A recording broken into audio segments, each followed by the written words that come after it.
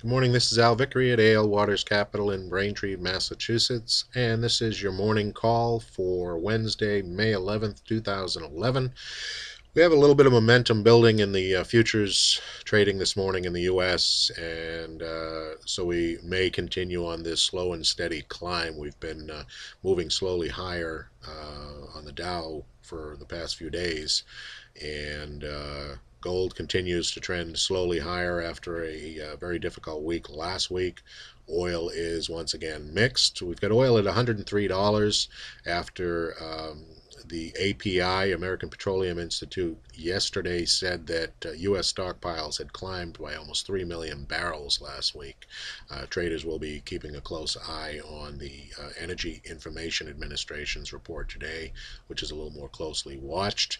But that's kind of stopped the momentum for oil, which has also been rallying over the last couple of days. Gold moving steadily higher. We're at $1,518 after gaining a couple of dollars this morning. And that's really all about global inflation and uncertainty.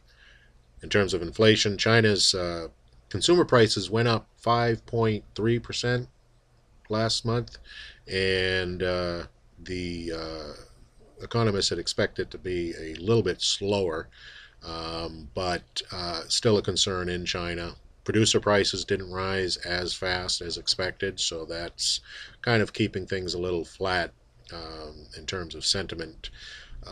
In Asia, stocks traded very mixed overnight. They actually pulled back in Shanghai and Hong Kong.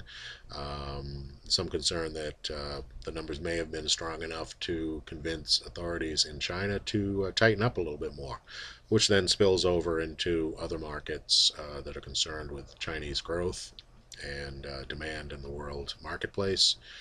In Europe this morning, stocks are trading higher despite themselves. We had Bank of England Governor Mervyn King suggest that inflation there could hit 5% by the end of the year. And this kind of boosted speculation that we may see a rate hike there. So the British pound has been pretty strong this morning, but stocks also moving higher despite that concern. Elsewhere in Europe, the leaders amongst the European Union are kind of putting the brakes on some of the speculation that Greece may receive a second round of bailout money as soon as next month, which is largely the thinking in the marketplace yesterday.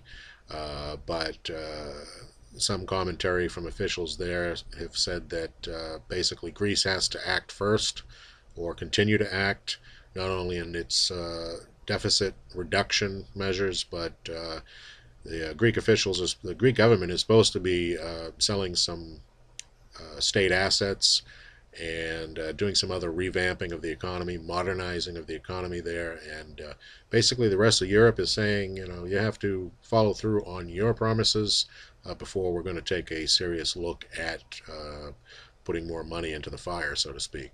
So, despite all that, stocks are moving slowly higher in Europe. Look like they will continue higher here in the U.S. And we'll see from there if we get any other indications from today's data. We'll see you again tomorrow. Happy trading and enjoy your day.